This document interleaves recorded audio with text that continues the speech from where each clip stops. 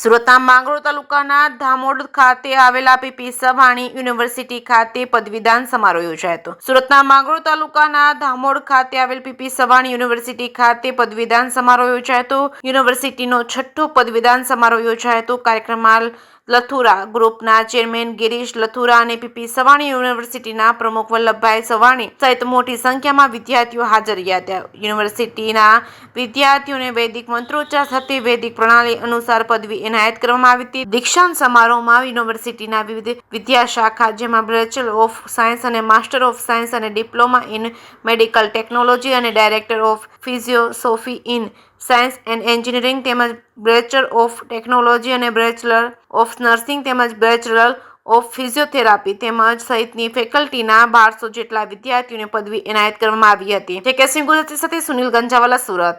જય ભારત, નમસ્કાર. પીપી સવાણી યુનિવર્સિટીના 6થા દીક્ષાંત સમારોહમાં આપ સૌનું સ્વાગત કરતા હું ખૂબ જ આનંદ અનુભવું છું.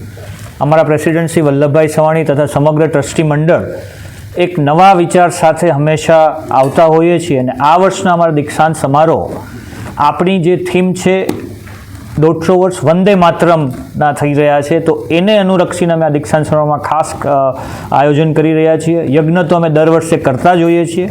સંસ્કાર સાથે શિક્ષણ મળે એના માટે પીપી સવાણી યુનિવર્સિટી હંમેશા પ્રયત્નશીલ રહી છે અને એમાં ટેકનોલોજીનો સમન્વય કરી અને આજના સમયને અનુરૂપ કઈ રીતે શિક્ષા આપી શકાય અને એક સારા નાગરિક બનાવી શકાય એ માટે અમારો પ્રયત્ન રહે છે. અને આની પ્રેરણા માટે અમારી સાથે આ વખતે ગિરીશભાઈ લુથરા અને મહેતા સાહેબ છે, જે સેમિકન્ડક્ટર ઇન્ડસ્ટ્રી અને એન્વાયરમેન્ટ ઇન્ડસ્ટ્રીના દિગ્ગજ કહેવાય.